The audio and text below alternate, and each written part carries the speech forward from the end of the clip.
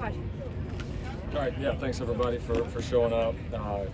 First, just from the team and staff, just want to offer our thoughts and prayers to Bronny and his family. Had a chance to quick moment there with our team chaplain after the fact. So they've certainly been in our thoughts and prayers over the last few days, and pray for a great recovery. And I know all the rest of the Trojan family feels that way.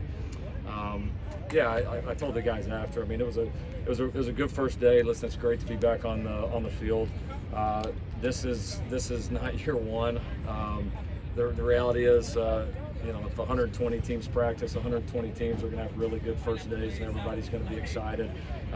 What happened today was what needed to happen. It was the expectation. Our ability to separate ourselves is going to come as this camp and the season play out. So certainly it's fun to be out here with the new team finally, the entire team there together, the new players mixed up with the returning players, some of the new staff members. Like, every part of it feels great, and we've been looking forward to it. But it was a business-like, high-energy practice, like it is going to be on the first one, and hopefully we can separate ourselves as time goes on.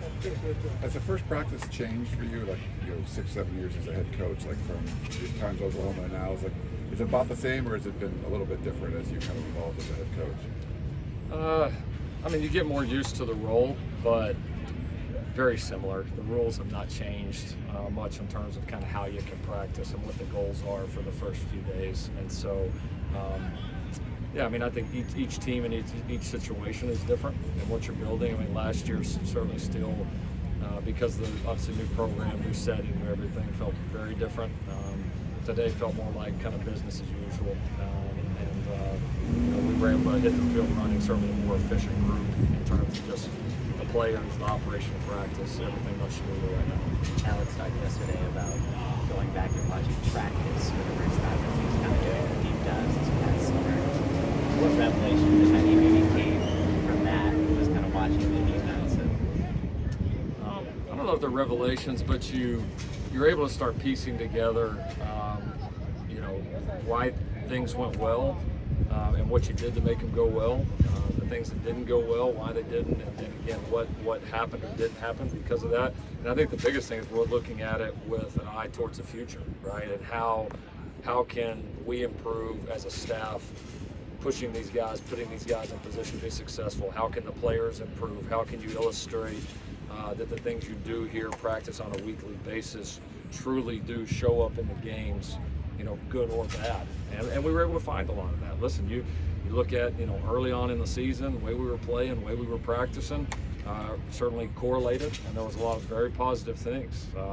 We did a great job, I thought, all season long as far as creating turnovers and emphasizing turnovers in practice, and we were one of the best teams in the country at that. But you certainly can look at some of the games toward the end of the season and see, energy level, practice level, some of that drop, and then some of the mental mistakes show up that plagued us in the second half of the year. And so it certainly always carries over. You do what you have to do to address it. You make the coaching adjustments.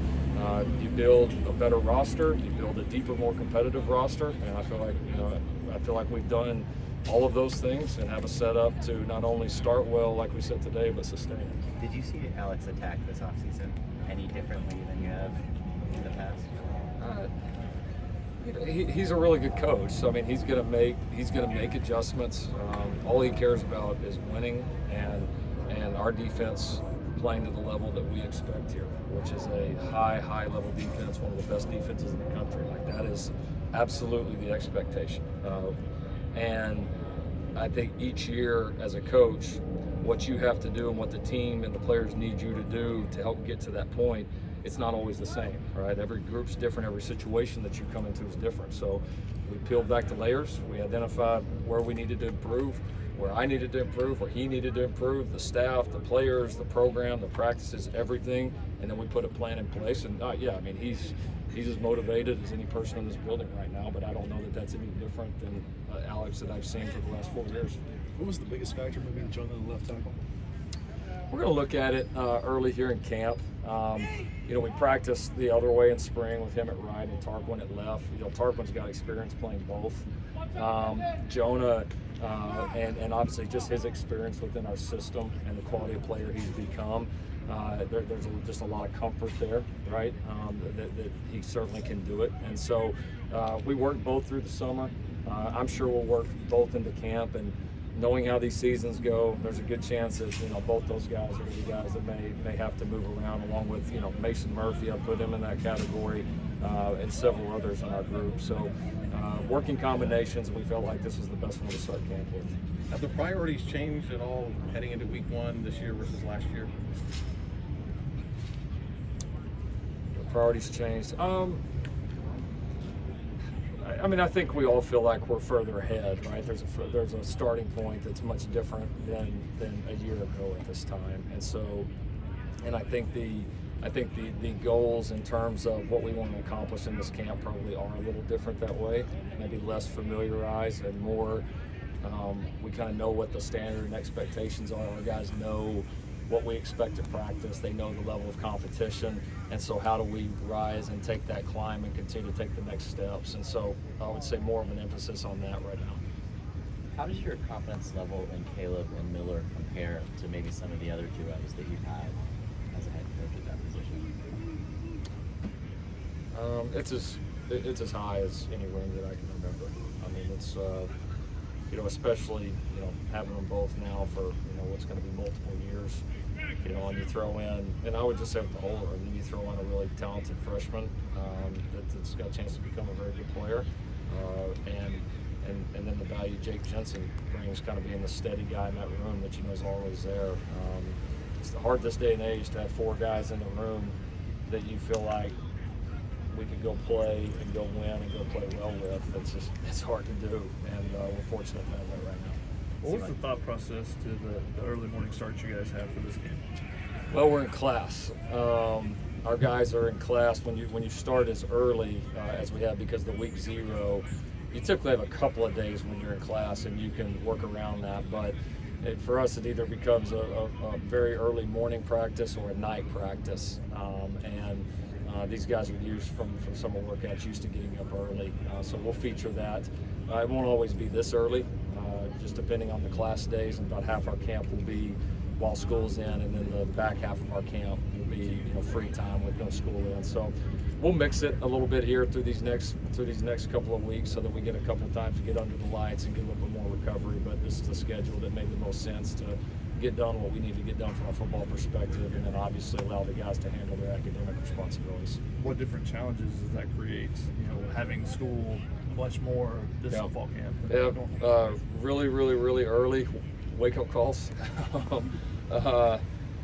And probably, I would say with that, I think just it's more for the players, right? They have to balance when all this is over, like they're going to class and then they're coming back over here for a full afternoon, whereas when you get to later, when we're not in class, we'll have a lot of activities in the morning. They'll get a chance to go rest and recover and sleep and kind of get away from it. So for our guys in class, it's a challenge, but it takes what it takes. Let's do one more. Fair was limited today. Do you expect that to be something that holds out through these first couple weeks? And what does he just generally add to that room once you're able to get him pulled in? Yeah, just a very minor soft tissue.